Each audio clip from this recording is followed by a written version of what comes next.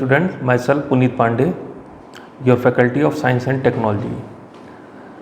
आज मैं आपके सामने how to prepare science for UPSC pre and mains इस टॉपिक पर बात करने के लिए यहाँ पे मैं आपके सामने उपस्थित हुआ हूँ।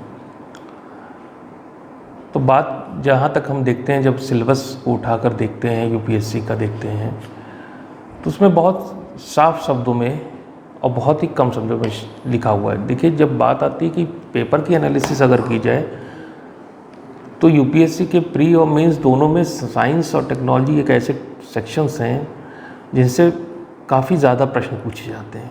प्रश्नों की संख्या इतनी ज़्यादा होती है कि आपके सिलेक्शन होने और ना होने के पीछे जो है, या आपकी रैंक के सुधरने या ना ख़राब रैंक आने के पीछे इनका बहुत बड़ा योगदान हो सकता है। तो एक साइंस एंड टेक्नोलॉजी एक ऐसा सेक्शन है जिसको हम चाहते हुए भी ओवरलुक नहीं कर सकते। यूपीएससी का एग्ज़ाम ऐसा है कि जिसमें अधिकांश बच्चे जो हैं, जो हमारे छात्र हैं, वो बेसिकली ह्यूमैनिटीज़ बैकग्राउंड से आते हैं, जो कला संकाय से आते हैं, जिन्होंने कभी भी साइंस अपने जीवन में उतनी गहराई से या उतने करीब से नहीं जाना या परखा है। साथ ही साथ जो हमारे साइंस स्ट्रीम के बच्चे रहे हैं, वो भी किन्हीं न किन्हीं कारणों से इस तैयारी में जब से आए हैं, तब से अगर देखा जाए तो साइंस एक लंबा समय हो गया जब उन्होंने सैद्धांतिक विज्ञान जो है उसको पढ़े हुए, उसको समझे हुए उनसे एक लंबा अरसा हो गया होता उन्हें। तो समस्या यहाँ पर ये आ जाती कि जब यूपीएससी का हम सिलेबस उठाकर देखते हैं, तो जैसे कि हम प्रिलिमिनरी एग्ज़ाम का सिलेबस जब देखते हैं तो वहाँ पर साफ शब्दों में लिखा रहता है कि साइंस एंड टेक्नोलॉजी का क्या कोर्स है। तो उसमें सीधी सी एक शब्द, दो शब्द लिखे हैं, जनरल साइंस, सामान्य विज्ञान, बस। अगर एक नया बच्चा तैयारी करने के लिए आया है तो वो जनरल साइंस या सामान्य विज्ञान में क्या आता है? क्या आर्किमिडीज़ का प्रिंसिपल आएगा, न्यूटन के नियम आएंगे, कोशिका आती है, डीएनए आता है, आरएनए आता है? चलिए इसको पढ़ कर देखते हैं। और जब इसको तैयारी करता है, वो पढ़ता है, और अंततोगत्वा जब वो एग्ज़ाम में पहुंचता है, जब एग्ज़ाम हॉल में पहुंचता है, तो देखता है कि जनरल साइंस से संबंधित डायरेक्टली कोई प्रश्न पूछा ही नहीं गया। सारी की सारी तैयारी धरी की धरी रह जाती है। अब वो डीप स्टडी करता है, आर्किमिडीज़ प्रिंसिपल के सिद्धांतों को या न्यूटन के नियमों को और गहराई से पढ़ने की कोशिश करता है, और फिर से जब वो स्टेट पीसीएस या यूपीएससी के एग्ज़ाम में जाता है तो फिर से भी कोई अच्छा परिणाम उसके हाथ नहीं लगता, सिलेक्शन नहीं होता। साइंस एक बहुत बड़ी समस्या के रूप में उसके सामने आता है। पढ़ा क्या जाए? जनरल साइंस है क्या चीज़? कैसे इसकी तैयारी की जाए? कहाँ से तैयारी की जाए? क्या प्रतियोगिता दर्पण से तैयारी करें, क्रॉनिकल से करें, या साइंस एंड टेक्नोलॉजी की कोई किताब आ रही हो उससे तैयारी करें? और हर साल एक नया सोर्स बदलते बदलते अंतिम रूप से ये ऐसा होता है कि बहुत समय बीत जाता है और परिणाम नहीं सामने आता, क्योंकि हमें ये पता ही नहीं है कि साइंस बेसिकली कमीशन जो है हमसे पूछना क्या चाह रहा है। ध्यान दें, आप एग्ज़ाम क्वालिफाई करके वैज्ञानिक बनने नहीं जा रहे हैं, ना ही आप डॉक्टर बनने जा रहे हैं, ना ही इंजीनियर बनने जा रहे हैं। आप एक एडमिनिस्ट्रेटर बनने जा रहे हैं, और एक एडमिनिस्ट्रेटर से जो ये अपेक्षा रखी जाती है कि उसे जो वर्तमान में जो वैज्ञानिक जगत में गतिविधियां घट रही हैं उनके बारे में कुछ मूलभूत जानकारी होनी चाहिए, और उसका एक वैज्ञानिक दृष्टिकोण होना चाहिए। ये जो विज्ञान जगत में जो साइंटिफिक डेवलपमेंट हो रहे हैं, अचीवमेंट हो रहे हैं, अल्टीमेटली आपका जो ज़िला है, आपका जो एरिया है जिसके आप एडमिनिस्ट्रेटर होंगे, उस पर उनका क्या प्रभाव होगा? कैसे उन उपलब्धियों का प्रभाव आप अपने क्षेत्र की जनता के लिए, अपने सब्जेक्ट्स के लिए आप उसका यूज़ कर सकते हैं। कमीशन का यही साइंस जो आपसे पूछने का उद्देश्य रहता है, वो यही रहता है कि आपके अंदर यूपीएससी जो है एक वैज्ञानिक दृष्टिकोण को टटोलना चाहता है। आपसे ये अपेक्षा की जाती है, क्यों नहीं वो कर लेता कि उस केवल फिजिक्स में 80% मार्क्स के साथ जो बच्चे पास हुए हैं, या केमिस्ट्री में जिनके 60-70% मार्क्स ग्रेजुएशन में रहें, केवल वही IAS का एग्ज़ाम दे सकें। कमीशन कभी ये नहीं लिखता है, उसकी रिक्वायरमेंट ही नहीं है कि आपकी डीप स्टडी साइंस के अंतर्गत होनी चाहिए। आपका नज़रिया जो है, दृष्टिकोण जो है, वो वैज्ञानिक होना चाहिए, आपसे ये अपेक्षा की जाती है। लेकिन वर्तमान में कई सालों से मैं देखता आ रहा हूँ कि अगर आप मार्केट में जाएं, कुछ मटेरियल उठाकर देखते हैं, बड़े संस्थानों के नोट्स अगर आप उठा के देखते हैं, उनमें एक ही गलती दिखाई पड़ती है। वो टॉपिक को, कई सारे टॉपिक्स लेते हैं, उनकी गहराई में उतरते चले जाते हैं, ज़्यादा से ज़्यादा गहरी चीज़ें, ज़्यादा से ज़्यादा टेक्निकल बातें सामने रखते हैं, और फिर वही हो जाता है कि आपको कहीं ना कहीं एडमिनिस्ट्रेटर की जगह एक इंजीनियर बनने की तरह या एक वैज्ञानिक बनाने की तरफ वो सामग्री आपको अग्रसर कर देती है। आप उसको पढ़कर अच्छे इंजीनियर, अच्छे वैज्ञानिक, अच्छे डॉक्टर तो बन सकते हैं, लेकिन एक अच्छे एडमिनिस्ट्रेटर नहीं बन सकते। तो फिर से सवाल आता है, तो फिर कैसे पढ़ा जाए? नज़रिया समझाने के लिए कि कैसे पढ़ा जाए, ये बताने से अच्छा है कि एक एग्ज़ाम्पल लेकर इस चीज़ को सीखा जाए कि कैसे करें प्री की तैयारी, कैसे करें मेंस की तैयारी, कैसे करें इंटरव्यू की तैयारी। ये 3 चरण हैं, तीनों चरणों में साइंस से संबंधित सवाल पूछे जाते हैं और जा सकते हैं, प्री और मेंस में तो खासकर। और अगर आपका बैकग्राउंड BSc है तो आपसे तो पूछे जाने की संभावना और भी बढ़ जाती है, और ख़ासकर तब जैसे कि जब आपका इंटरव्यू चल रहा हो, उस वक्त कोई बड़ा वैज्ञानिक अचीवमेंट या आपदा आई हो, जैसे वर्तमान में कोरोना वायरस से देश ग्रसित है, पूरा विश्व ग्रसित है। तो ऐसी स्थिति में आपका बैकग्राउंड साइंस, आप ह्यूमैनिटीज़ के बच्चे हैं या साइंस स्ट्रीम के बच्चे हैं, ये मायने नहीं रह जाता। आपसे वैज्ञानिक सवाल पूछे जाने की पूरी संभावना बन जाती है। तो चलिए एक एग्जाम्पल लेकर देखते हैं कि किस तरह से प्री, मेंस और इंटरव्यू की तैयारी की जाए। तो आज का टॉपिक जो मैंने चुना है, जो कि थोड़ा रेलेवेंट टॉपिक भी है, और आपका इंट्रोडक्टरी वीडियो है, और उसी में जो है आपका एक सेक्शन भी तैयार हो जाएगा। तो चलिए देखते हैं। तो नाम है टॉपिक का चंद्रयान।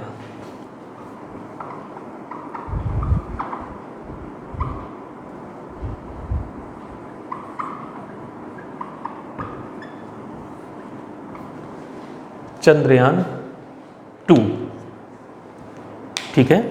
तो चंद्रयान 2 जो है ये टॉपिक है, और इसी के साथ हमारे पिछले साल लॉन्च हुआ था ये मिशन। बहुत सारी आशाएं और अपेक्षाएं देश ने लगाई थी। मिशन का एक हिस्सा जो है अभी भी कार्यशील है, और एक छोटा हिस्सा जो है वो एक दुखद एक घटना थी, इसकी लैंडिंग नहीं हो पाई, क्रैश लैंडिंग हुई, जिसकी वजह से वो हिस्सा समाप्त हो गया है। चंद्रयान 2 एक बड़ा अच्छा टॉपिक है, कमीशन पूछ सकता है,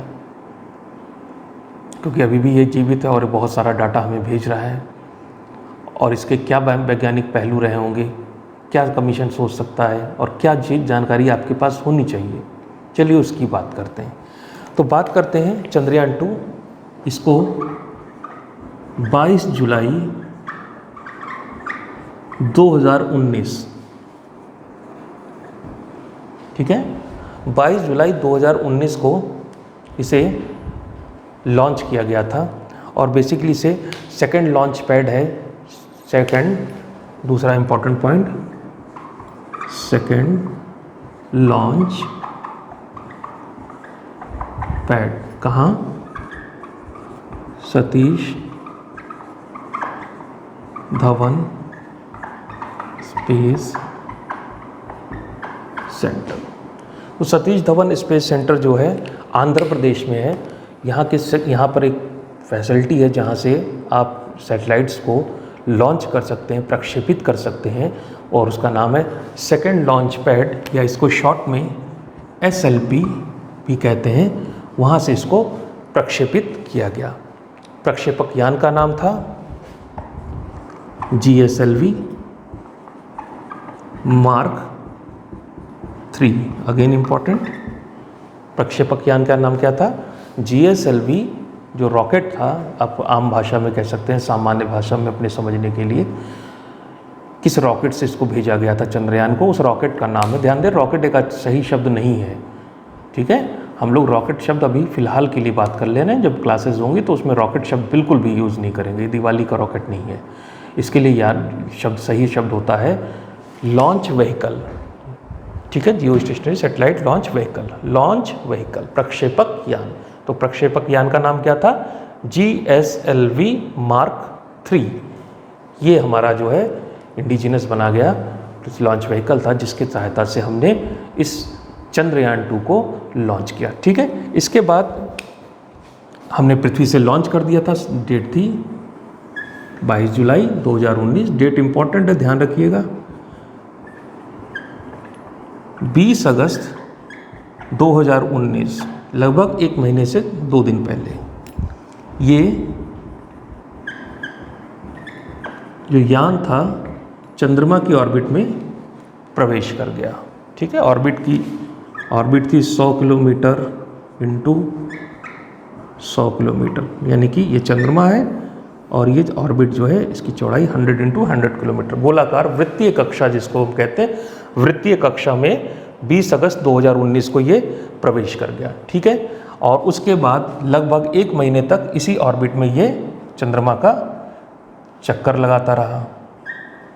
ठीक है, तो लगभग हमने 22 जुलाई को लॉन्च किया, उसके बाद 20 अगस्त, 1 महीने के लगभग 1 महीने के करीब जो है 1 महीने का समय लग गया इसको चंद्रमा तक पहुंचने में। ठीक है, और उसके बाद 6 सितंबर 2019 को ये जो चंद्रयान था, इसका जो लैंडर था जिसका नाम था विक्रम लैंडर, वो जो है उसने चंद्रमा की सरफेस पर लैंड करने की कोशिश की, उस पर उतरने की कोशिश की। और ये लैंडिंग जो थी कैसी थी? हार्ड लैंडिंग थी, या थोड़े से सख्त शब्दों में अगर कहा जाए तो ये क्रैश लैंडिंग हो गई, और जिसकी वजह से मिशन का ये हिस्सा नष्ट हो गया। ठीक है, तो इसमें कई सारे पॉइंट्स अगर हम देखते हैं, बड़े सारे फैक्चुअल डाटा अचानक से निकलना शुरू हो गया।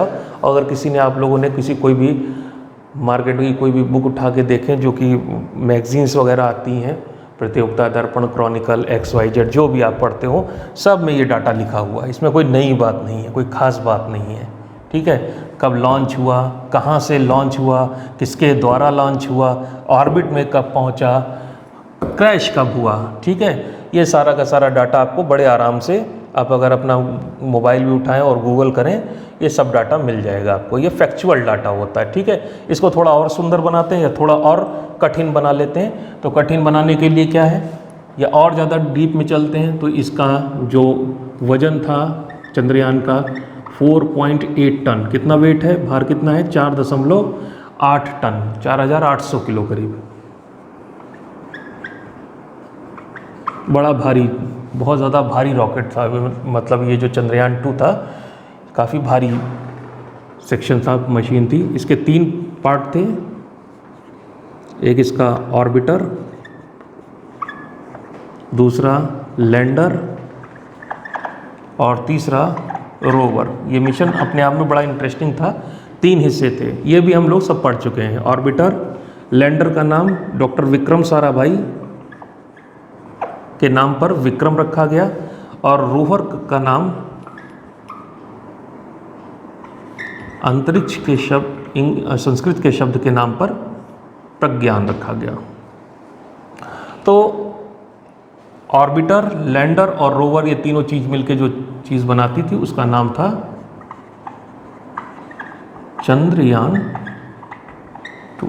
ठीक है, तो ये सारी चीज़ें जो हैं हमें, अगर हम देखें तो हमें अलग अलग स्थानों पर न्यूज़पेपर में भी भरी पड़ी हैं। अब इसमें और गहराई में जाएंगे तो आप बेसिकली चंद्रयान का भार कितना है, 4.8 टन। फिर ऑर्बिटर का भार कितना है, लैंडर का भार कितना है, रोवर का भार कितना है, यानी विक्रम लैंडर का भार कितना है, प्रज्ञान रोवर का भार कितना है। गहराई में उतरते चले जाइए, कोई था नहीं।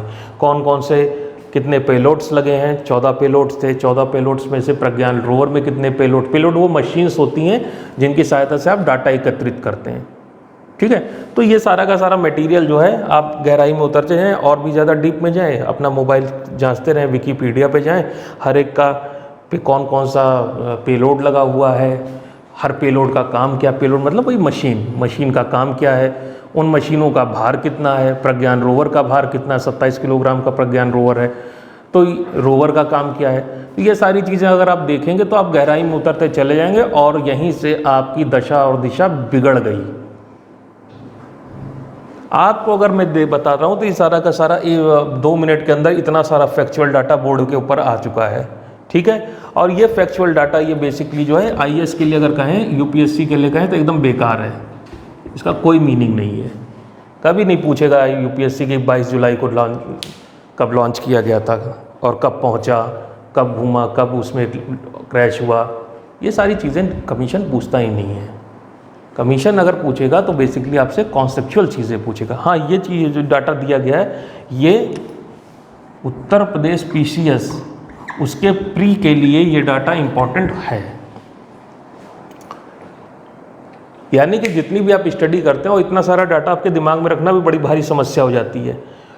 फिर भी अगर 2-3 चीज़ें अगर हम देख लें तो कब लॉन्च हुआ था एक डाटा अगर हम ये ले लें, और कब क्रैश हुआ था ये ले लें, किसके द्वारा लॉन्च किया गया था, GSLV Mark 3 के द्वारा लॉन्च किया गया था, तो कितना डाटा हुआ, 1, 2, क्रैश लैंडिंग का दिन 3, और कौन कौन मिलकर इसको बनाते हैं ऑर्बिटर, इतने से हमारा काम चल जाना चाहिए, ठीक है।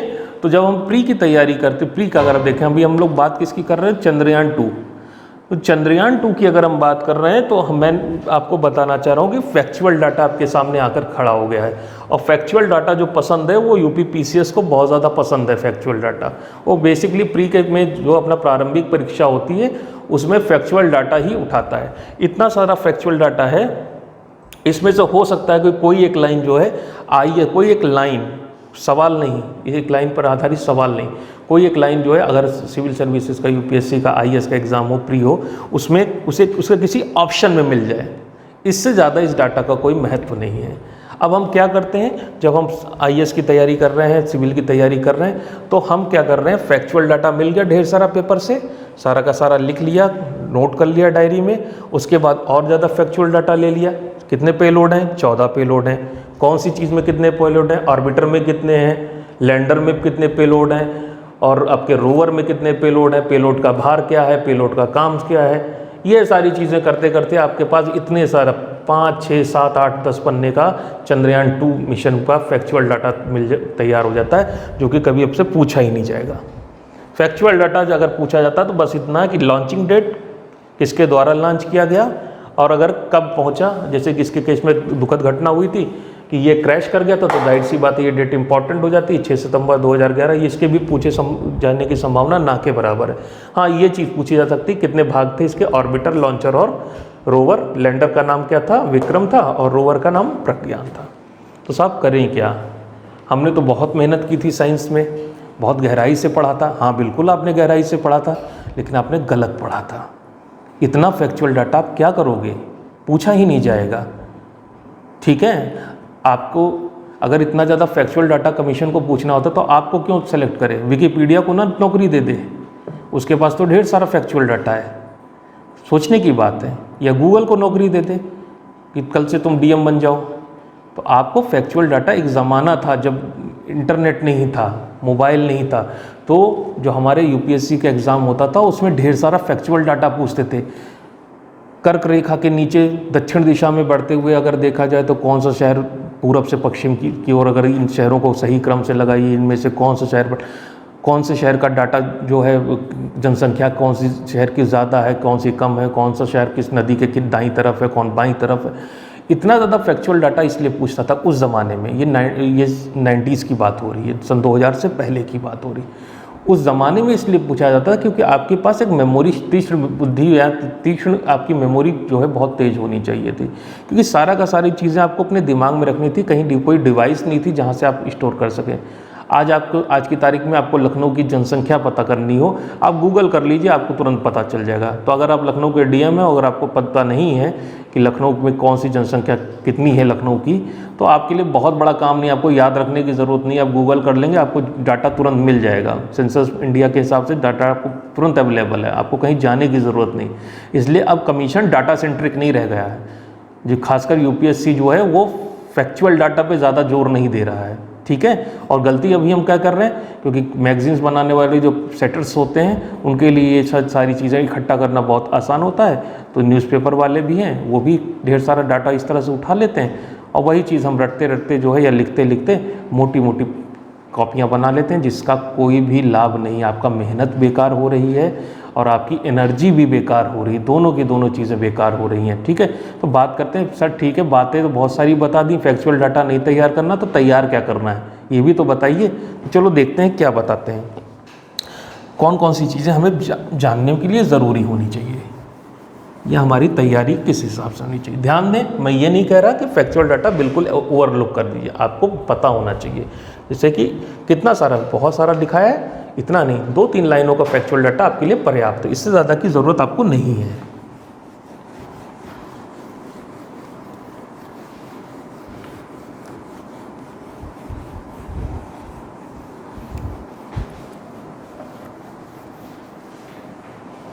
अब बात करते हैं कि जैसे एक प्रश्न ले लेते हैं कि भाई चंद्रयान जो था, चंद्रयान 1 की बात करें,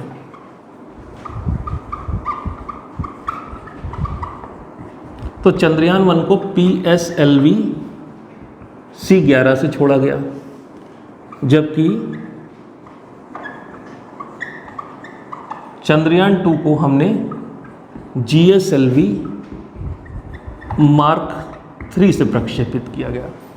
तो दोनों के अंदर अंतर दिखाई पड़ रहा है कि जो चंद्रयान 1 है वो उसको हमने किससे छोड़ा था, PSLV C11 से, और जबकि जो चंद्रयान 2 है उसको हम छोड़ रहे हैं GSLV Mark 3 से। क्यों, ये सवाल आता है कि क्यों दोनों को एक ही, इसको PSLV से छोड़ा और इंडिया में PSLV अगर रॉकेट है, जिसका पूरा नाम है पोलर सैटेलाइट लॉन्च व्हीकल, जब क्लास चलेगी तो इसके बारे में डिटेल में बात की जाएगी, ठीक है। तो polar satellite launch vehicle best rocket है इंडिया के पास अवेलेबल, इससे अच्छा रॉकेट वाकई में, रॉकेट में शब्द यूज़ कर रहा हूँ, जनरल वे में लॉन्च व्हीकल होगा। तो जो लॉन्च व्हीकल जो हमारे पास है PSLV से अच्छा लॉन्च व्हीकल नहीं है, एकदम बेहतरीन टेक्नोलॉजी है। अगर 100 बार लॉन्च करते तो 100 में 99% एक्यूरेसी के साथ ये पेलोड को ऑर्बिट में पहुंचाने में सक्षम है। तो जब हमारे पास इतना अच्छा, और ये सस्ता भी पड़ता है, PSLV सस्ता भी है, जब इतना अच्छा और सस्ता PSLV मौजूद था तो हमने GSLV के द्वारा क्यों लॉन्च किया, ये मन में सवाल आता है। तो उसका जवाब है, चंद्रयान 1 जो है उसका टोटल भार था 1380 किलोग्राम, ठीक है। इसका वेट कितना है चंद्रयान 1 का, 1380 किलोग्राम, ठीक है। जबकि चंद्रयान 2 का वेट है 4800 किलोग्राम, सॉरी 3800 किलोग्राम। तो दोनों का भार में अंतर दीजिए, ये 1380 का, वो 3800 किलोग्राम का है। तो दोनों के भार में क्या है, ज़मीन आसमान का अंतर है। इसका मतलब है PSLV के साथ प्रॉब्लम क्या है कि इतने भारी सामान को ऑर्बिट में नहीं ले जा सकता। क्यों नहीं ले जा सकता, ये रॉकेट छोटा है, इसकी ताकत कम है। ये रहा आपका PSLV, छोटा सा रॉकेट है, ठीक है। और इसके सामने अगर हम तुलना करें GSLV Mark 3 की, तो बहुत बड़ा रॉकेट है, ठीक है। तो GSLV और ये है PSLV। तो PSLV हमारे छोटे रॉकेट्स जो होते हैं, छोटे सैटेलाइट जो होते हैं, खासकर कौन से, रिमोट सेंसिंग, जिनमें कैमरा वगैरह लगा होता है, अर्थ के पास की ऑर्बिट जो है 350-400 किलोमीटर ऊंचाई की ऑर्बिट है, मैक्सिमम 800 किलोमीटर की ऊंचाई की ऑर्बिट तक ये सैटेलाइट को भेजते हैं। पहली बात, ये ज़्यादा ऊंचाई तक सैटेलाइट को लेकर नहीं जा सकते, नंबर 1। नंबर 2, ये ज़्यादा भारी सैटेलाइट को लॉन्च लेकर जो है अंतरिक्ष में नहीं जा सकता। तो दोनों दो लिमिटेशन है, ना तो ज़्यादा भार उठा सकता, ना ज़्यादा दूर जा सकता है, इसलिए। और जो हमारा जो चंद्रयान 2 था, इसका वेट अगर हम देखें तो मैंने कहा 3.8 टन, लगभग 3.8 टन का है, बहुत ज़्यादा भारी है और इसको ज़्यादा ऊंचाई की ऑर्बिट में ले जाना था, इसलिए हमने यूज़ किया क्या, GSLV Mark 3। ये सबसे बेहतरीन रॉकेट है, ताकतवर रॉकेट है, ठीक है। तो ये दोनों में रीज़न है। अब यहाँ पे जैसे सवाल पे हमने बात की कि PSLV से, देखो सिंपल सी बात है, PSLV की जगह GSLV क्यों यूज़ किया, बात तो सिंपल, लेकिन एक कॉन्सेप्ट यहाँ पे हमारा क्लियर हो रहा है। क्या कॉन्सेप्ट क्लियर हो रहा है कि PSLV जो है छोटे जो सैटेलाइट्स है उनको पास की ऑर्बिट से, क्लोज ऑर्बिट से, उनमें छोड़ने के लिए बनाया गया है, हल्का रॉकेट है। और ये वाला रॉकेट जो है हमारा, जो लॉन्च व्हीकल है, वो क्या है, जो जो जियो सिंक्रोनस जो आपकी ऑर्बिट हो, जियो स्टेशनरी ऑर्बिट होती हैं, भू स्थैतिक कक्षाएं, ये भू स्थैतिक कक्षाओं तक 4 टन की क्लास के 4 टन भारी पेलोड या सैटेलाइट को ले जाने में सक्षम होता है। ठीक है, तो ये सैद्धांतिक चीज़ें हैं। अब देखिए आपका जो है, आपने कोई डाटा तैयार किया, कोई डाटा नहीं तैयार किया, केवल 2 नाम आपके सामने है, PSLV और GSLV, 2 नाम आए। लेकिन यहाँ पे आपका एक कॉन्सेप्ट क्लियर हो रहा है कि PSLV, अब आपके ब्रेन में इमेज बन रही है कि PSLV की हैसियत क्या है, कितना भार उठा सकता है, कितनी दूर तक जा सकता है। और GSLV हमारा क्या है, हमारे पास जो है सबसे ताकतवर अगर मशीन, इंडिया में मौजूद सबसे ताकतवर इंजन कहाँ पर है, तो जवाब है वो इंजन क्या है, GSLV में है, क्योंकि इसकी टॉप स्टेज में जो इंजन लगता है उसका नाम है क्रायोजेनिक इंजन। इसके बारे में कभी बाद में बात करेंगे। तो क्रायोजेनिक इंजन इसके पास है, जो कि दुनिया में सबसे ताकतवर इंजन है। इससे ज़्यादा ताकतवर इंजन कोई बना नहीं है। मानव जाति के द्वारा बनाया गया सबसे ताकतवर इंजन जो है वो कौन सा है, उसका नाम होता है क्रायोजेनिक इंजन। और GSLV की लास्ट स्टेज जो टॉप स्टेज होती है उसमें जो है ये इंजन लगा रहता है। इसमें फ्यूल के तौर पे डीजल या पेट्रोल यूज़ करते, जी नहीं, ना डीजल यूज़ करते ना पेट्रोल यूज़ करते। इसमें फ्यूल या ईंधन के तौर पे द्रव हाइड्रोजन और द्रव ऑक्सीजन का प्रयोग करते हैं, मतलब लिक्विड ऑक्सीजन और लिक्विड हाइड्रोजन का प्रयोग करते हैं। हमें पता है, कक्षा 8 में पढ़ा था, हाइड्रोजन जलती है और ऑक्सीजन जलाती है, ऑक्सीजन जलने में सहायता करती है। ठीक है, तो इसी में वही सिद्धांत करता है, हाइड्रोजन जो है क्या होगा, वो बर्न करेगी, जलेगी, और ऑक्सीजन क्या करेगी, उसको जलाने में सहायता करेगी, जिससे गैसेस निकलेंगी और उस वजह से सैटेलाइट या रॉकेट हमारा ऊपर की दिशा में जाएगा। क्या कितने फैक्चुअल डाटा हम तैयार करें, 0, कोई भी फैक्चुअल डाटा नहीं तैयार करें, सब टोटल बात किसका खेल किसका है, कॉन्सेप्ट का खेल है। ठीक है, तो यहाँ पर हम जो है कमीशन जो है वो कॉन्सेप्चुअल बात आपसे चाहता है, आपको आपका कॉन्सेप्ट कैसा है। ठीक है, आपसे फैक्चुअल नहीं रटाना है कि GSLV की पहली स्टेज का भार कितना है, दूसरी का कितना है, तीसरी का कितना है, पहली स्टेज में कौन सा ईंधन है उसका फार्मूला बताइए, दूसरी स्टेज में कौन सा ईंधन है उसका फार्मूला, नहीं, ये सब नहीं पूछा जाएगा आपसे। कॉन्सेप्ट की बात करते हैं कि अगर मुझे रिमोट सेंसिंग सैटेलाइट छोड़ना तो ये वाला यूज़ करेंगे कि ये वाला, तो जवाब भाई PSLV यूज़ करेंगे, सस्ता है, अच्छा है और रिमोट सेंसिंग के लिए बेस्ट है। अगर हमें कहाँ क्या है, कम्युनिकेशन सैटेलाइट भेजना है जियो स्टेशनरी ऑर्बिट में, जिसके द्वारा आप टीवी वगैरह देख सकते हैं, तो उसके लिए अब की बार कौन सा यूज़ करेंगे, PSLV की GSLV, जी नहीं, ये 800 किलोमीटर तक जाएगा और ये 4000 किलोमीटर प्लस तक चला जाएगा। तो दोनों ये ज़्यादा दूरी तक जाता है, इसलिए क्या है, अब की बार क्या यूज़ करेंगे, जब ज़्यादा दूरी तक ज़्यादा भारी सामान ले जाना है तब GSLV यूज़ करेंगे। ठीक है, तो थोड़ी थोड़ी चीज़ या तो समझ में आने लगेगी। हम लेक्चर के शुरुआती दौर में ही हमें समझ में आ रहा है कि फैक्चुअल डाटा से कितनी दोस्ती चाहिए आपको, बहुत दोस्ती आपको फैक्चुअल डाटा के साथ चाहिए। कब भेजा, कब लॉन्च हुआ, कितने भाग थे, वगैरह वगैरह, सारा खेल कितना किसका है, कॉन्सेप्ट का है। ठीक है, फिर अगर हम बात करते हैं कि जो हमारा चंद्रयान था, जैसे कि पहले इसको देख लेते हैं, समझते हैं कि जितने भी ये हमारा चंद्रमा है, जैसे पृथ्वी है, पृथ्वी की तरह चंद्रमा का भी नॉर्थ पोल और साउथ पोल है, उत्तरी ध्रुव और दक्षिणी ध्रुव। और जैसे पृथ्वी पे भूमध्य रेखा है, वैसे चंद्रमा पे भी भूमध्य रेखा, भूमध्य रेखा क्या कहेंगे, चंद्र मध्य रेखा। ठीक है, इक्वेटर की चंद्रमा के मध्य से होकर गुजरने वाली एक रेखा, चाकू से अगर चंद्रमा को इस रेखा से काटे तो चंद्रमा को 2 बराबर भागों में बढ़ जाएगा। तो जो हम देखते हैं, तो हमने अगर बात करते हैं अमेरिका की, अगर हम बात करते हैं चीन की, अगर हम बात करते हैं रशिया की, तो इन लोगों ने जब भी लैंडिंग की तो हमेशा इक्वेटर के पास की, यानी भूमध्य रेखा के पास की।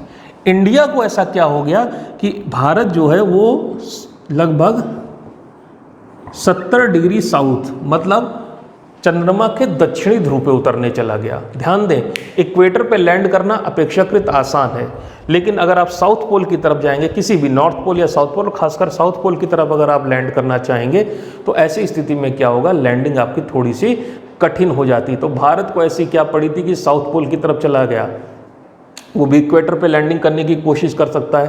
तो इसका जवाब है, छुपा हुआ है इसमें,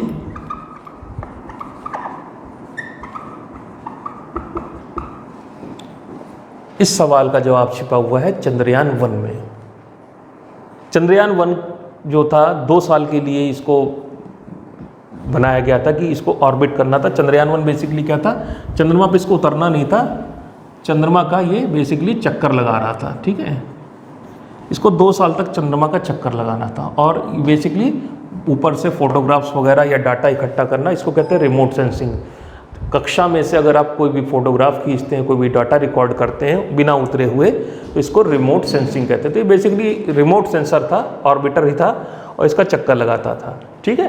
लेकिन इसने एक बहुत इंटरेस्टिंग खोज की थी चंद्रयान-1 ने, और वो जो चीज़ खोजी थी वो इतनी ज़्यादा कीमती है कि पूरे यूनिवर्स में उस सारे वैज्ञानिक उसको मिलकर ढूंढ रहे हैं कि कहीं मिल जाए, इतना कीमती है। वो है यूरेनियम नहीं, उसका नाम है ट्रिटियम, जी नहीं ट्रिटियम नहीं है, उसका नाम है वाटर। इतना कीमती है ये। अगर जल है तो जल ही जीवन है, ठीक है। तो चंद्रयान-1 ने किसकी खोज की थी? जल की, पानी की खोज की थी।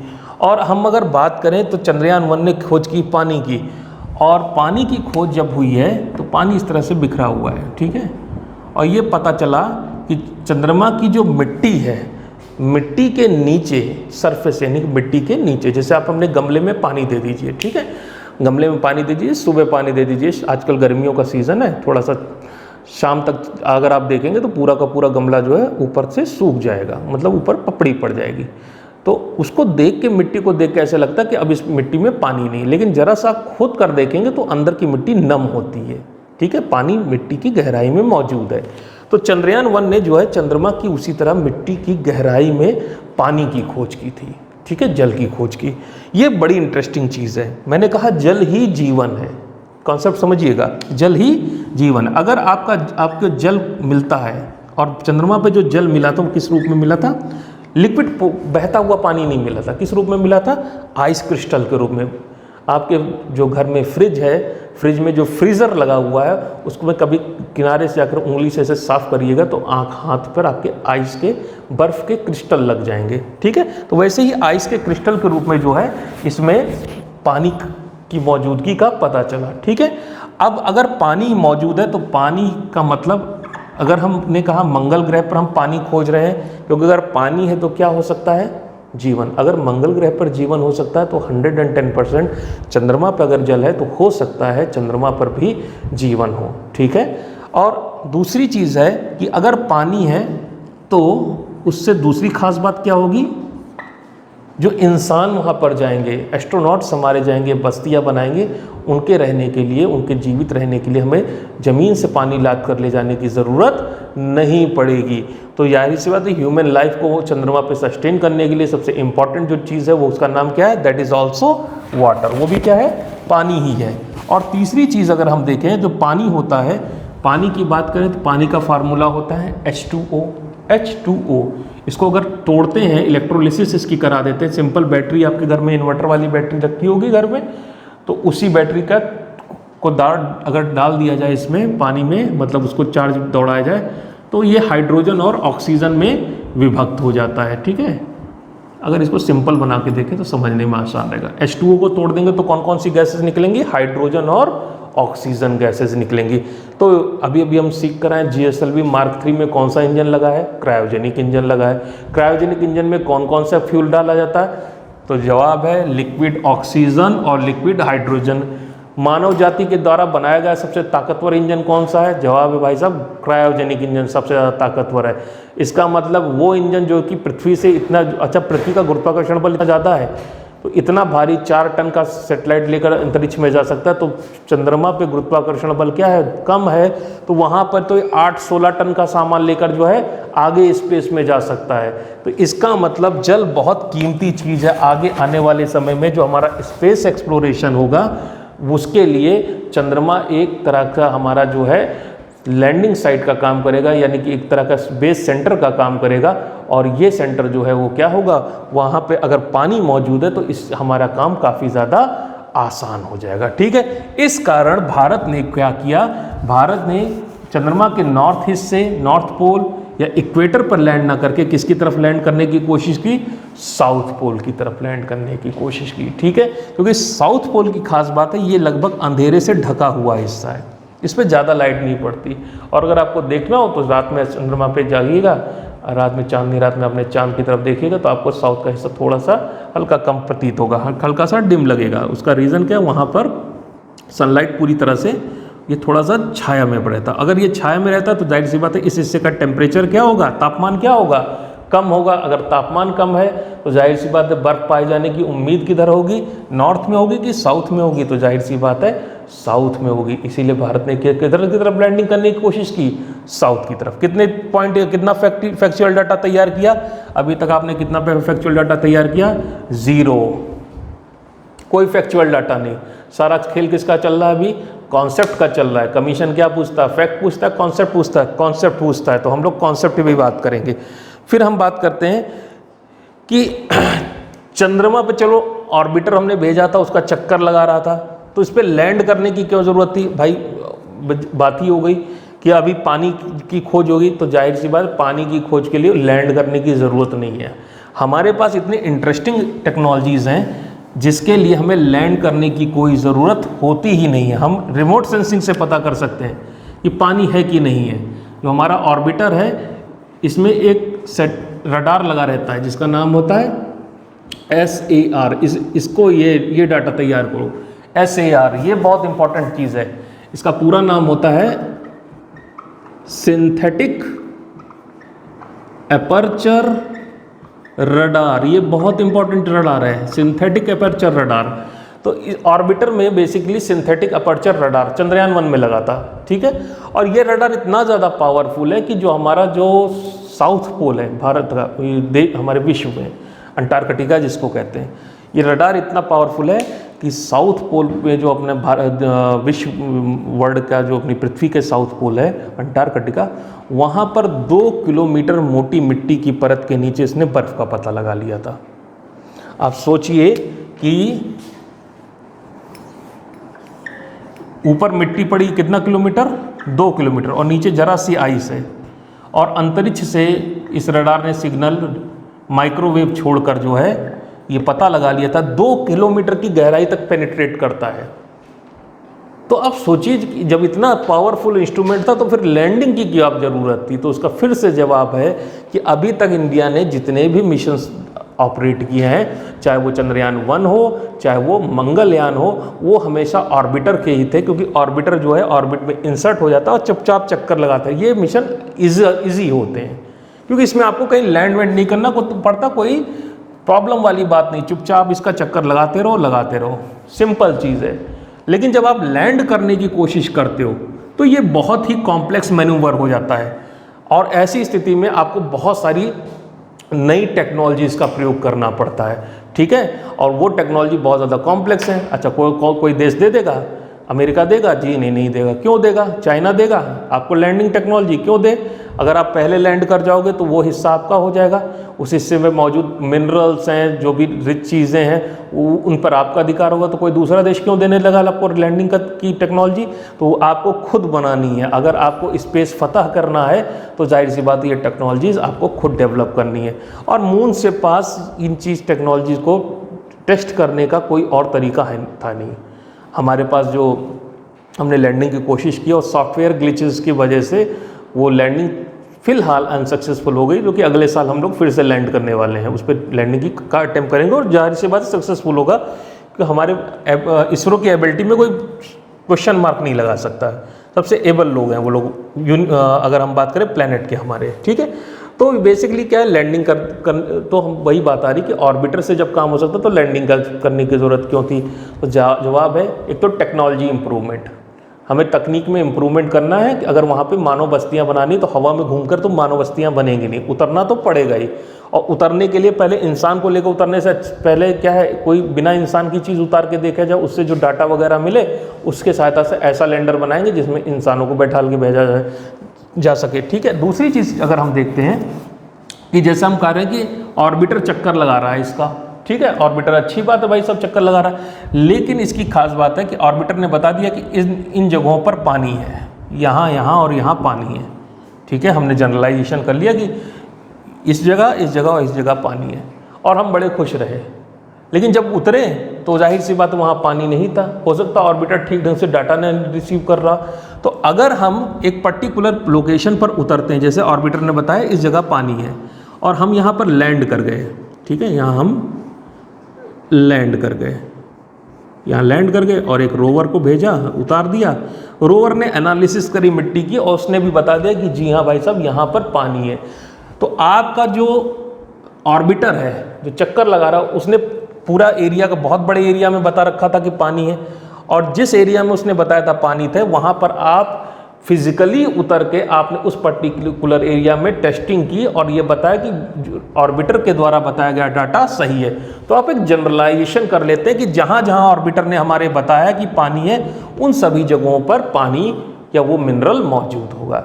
इसलिए भी आपको फिजिकली वहाँ पर लैंड करने की आवश्यकता पड़ती है। ठीक है, तो ये एक रीज़न था कि हमें लैंड करना पड़ा, और अगर लैंडिंग हम करते हैं तो उससे ये सारे फायदे होते हैं। तीसरी चीज़ है कि चंद्रमा का मैग्नेट वगैरह, मैग्नेटिक फील्ड वगैरह अगर आपको पता करना है तो ऑर्बिटर से पता कर हो जाएगा, उसके लिए आपको लैंड करने की ज़रूरत नहीं है।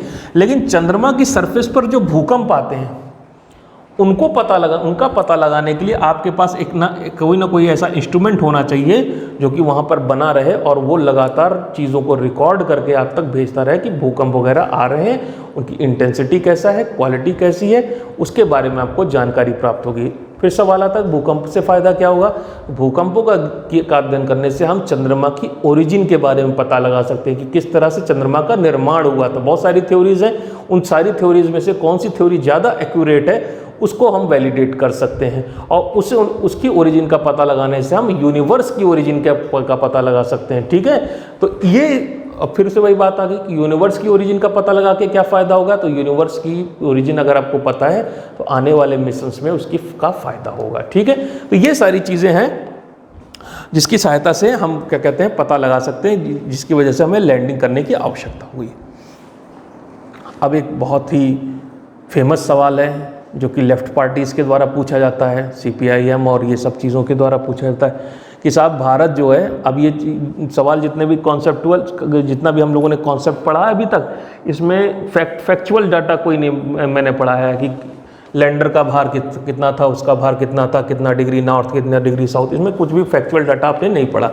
सारा का सारा कॉन्सेप्ट यहाँ पे चल रहा है, और यही कॉन्सेप्ट उठा के चार ऑप्शन बनाकर आपको जो है प्री का क्वेश्चन बना दिया जाएगा, और इन्हीं चीज़ों पर जो है आपका जो मेंस का सवाल बना दिया जाएगा। तो चलिए मेंस का एक सवाल देख लेते हैं कि भारत एक गरीब देश है, फिर ये इतना ज़्यादा स्पेस टेक्नोलॉजी में जो इन्वेस्ट कर रहा है, इससे हमारे देश के उस दबे कुचले गरीब व्यक्ति को क्या फ़ायदा है, कोई फ़ायदा है कि नहीं है। जो हमारा किसान है जिसको आत्महत्या करनी पड़ रही है उसको क्या फ़ायदा है, उसकी फसल जो है ख़राब हो जा रही है, सूखा प्रभावित है बेचारा, उसको क्या फ़ायदा है। या जो हमारा असम में बाढ़ आ रही है, जो बेचारा परेशान है, उसको क्या फ़ायदा है। अरे वहाँ पैसे लगाओ ना, जो असम में जो बाढ़ आ रही है उनके बांधों की मरम्मत कराओ, जो कच्छ में, गुजरात में और जो आपका महाराष्ट्र के जो किसान मर रहे हैं उनको कोई सब्सिडी वगैरह दो, तब तो कोई फ़ायदे की बात है। आप बिना मतलब उठा के 1000 करोड़ रुपए का मिशन अंतरिक्ष में भेज दे रहे हो, ये क्या बात हुई।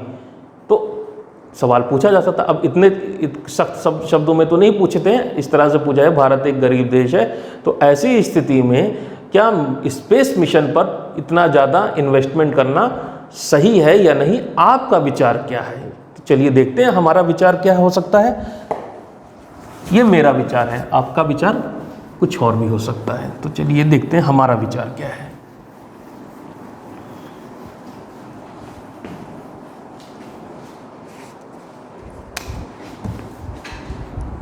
अक्टूबर सन 2011, डेट याद करने की ज़रूरत नहीं है। मैं कहता हूँ, बार बार कहता हूँ, डेट वगैरह मत याद किया करो। बहुत बड़े बड़े जिनको बहुत बड़ा होता है, ये रेफरेंस की डेट है कि मतलब आज से करीब 9-10 साल पहले की बात है, 12 अक्टूबर 2011। ठीक है, 9-10 साल पहले की बात है। भारत ने फ्रांस के साथ मिलकर एक सैटेलाइट जो है वो स्पेस में लॉन्च किया था। ठीक है, अब की बार जो है इम्पॉर्टेंट चीज़ है, ये याद रखिए, इसका नाम था मेगा ट्रॉपिक्स। ठीक है, किताबों में इसके बारे में बहुत कम मिलता है। इंडो फ्रेंच ज्वाइंट वेंचर था मेगा ट्रॉपिक्स। ठीक है, और ये जो इंडो फ्रेंच ज्वाइंट वेंचर था मेगा ट्रॉपिक्स, इसमें इसका काम क्या था, ये ओशिनोग्राफिक स्टडी है।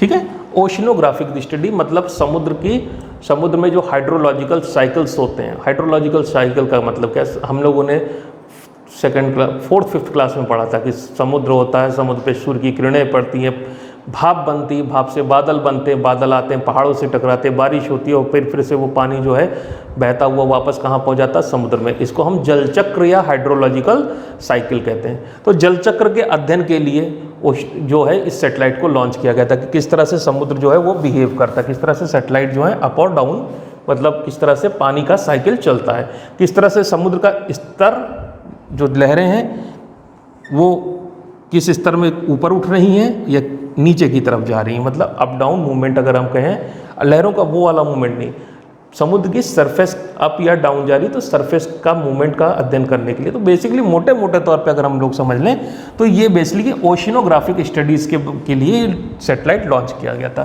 किसने लॉन्च किया था मिलके? इंडिया और फ्रांस ने। 10 साल पुरानी बात है, ठीक है, बात आई गई हो गई। लेकिन इस सैटेलाइट को लॉन्च करने के लिए भारत और फ्रांस ने मिलकर एक नई चीज़ का डेवलपमेंट किया था जो इससे पहले के सैटेलाइट्स में नहीं लगी थी।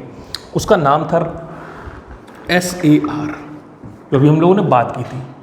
क्या नाम था? सिंथेटिक अपर्चर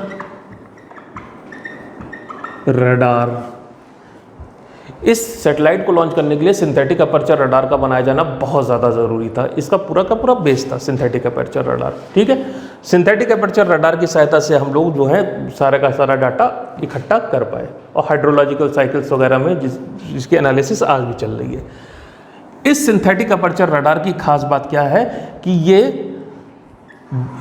जैसे आप फोटो खींचना चाहें, अंतरिक्ष से फोटो खींचना चाहें, बादल छाए हुए हैं तो आपको जाहिर सी बात है ज़मीन की फोटोग्राफ नहीं मिलेगी। उसके लिए अगर आपको ज़मीन का क्लियर फोटोग्राफ चाहिए तो आसमान कैसा होना चाहिए? साफ होना चाहिए।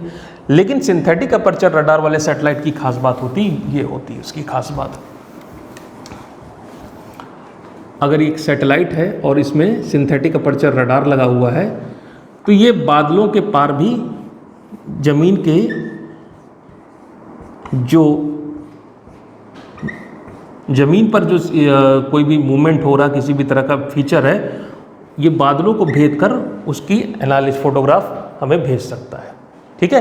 तो यानी कि इसके लिए अच्छा, ये दिन में भी काम करता है और रात में भी काम करता है, मतलब इसकी सर्विसेज कब तक मिलती हैं?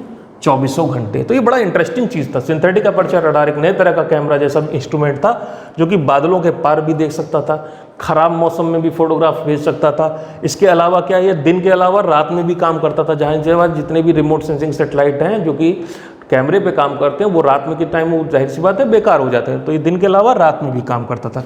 इसके अलावा इसकी एक और ख़ास बात है कि ज़मीन के भीतर भी ये इमेज प्राप्त करता है, यानी कि ज़मीन की गहराई में अगर नमी है, यानी कि नमी मतलब बराबर पानी है, तो उसका भी पता लगा सकता है। मैंने आपको बताया था कि साउथ पोल जो अर्थ का दक्षिणी ध्रुव है उसमें इसने ज़मीन की सतह, मिट्टी की सतह के 2 किलोमीटर गहराई तक जो है पानी का पता लगाया था, ठीक है।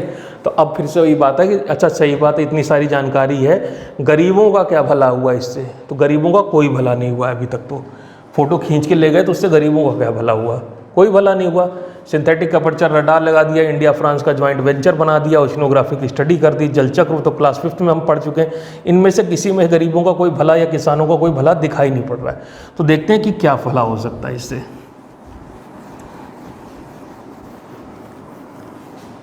तो ध्यान दीजिएगा, अब यहाँ से आपका कॉन्सेप्ट शुरू होता है। तो अभी जैसे मैंने कहा साउथ पोल पर मिट्टी के नीचे 2 किलोमीटर गहराई तक जो है क्या है, आइस के क्रिस्टल पाए जा रहे हैं, बर्फ है। अगर ये बर्फ, आपने एक शब्द सुना होगा ग्लोबल वार्मिंग, तो जैसे ही ग्लोबल वार्मिंग बढ़ेगी वैसे ही जाहिर सी बात है क्या होगा, बर्फ जो है वो अब कम गहराई तक ही आपको मिलेगी।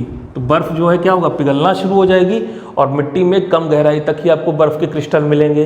तो यानी कि नंबर 1, ग्लोबल वार्मिंग का डायरेक्ट इफेक्ट जो है तुरंत आपको खोद करके एनालिसिस करके वहाँ पे नहीं जाना पड़ेगा। केवल सिंथेटिक अपर्चर रडार से प्राप्त डाटा में जो परिवर्तन आ रहा है उसके आधार पे आप पता कर सकते हैं कि ग्लोबल वार्मिंग तेज हो रही है या उसका कम हो रही है, या फिर उसका पृथ्वी पर जो पृथ्वी का स्थल मंडल है उसके ऊपर कैसा प्रभाव पड़ रहा है। पॉजिटिव फीडबैक पड़ रहा है कि नेगेटिव फीडबैक पड़ रहा है, अगर नेगेटिव पड़ रहा है तो किस स्पीड से पड़ रहा है, उसका जो रेट है, उस जो दर है नुकसान पहुंचाने की दर, उसका आप पता सिंथेटिक अपर्चर रडार से लगा देते हैं। ठीक है भाई, अच्छी बात है। फिर भी वही बात है, इससे तो ग्लोबल वार्मिंग से तो हम जैसे पढ़े लिखे लोगों का बात पड़ता है, क्योंकि हम लोग पेपर पढ़ते हैं, पेपर में ग्लोबल वार्मिंग की बातें होती हैं, कमीशन भी पूछ लेता है गरीबों का क्या फ़ायदा हुआ ग्लोबल वार्मिंग से। तो जी देखते हैं गरीबों का क्या फ़ायदा होता है।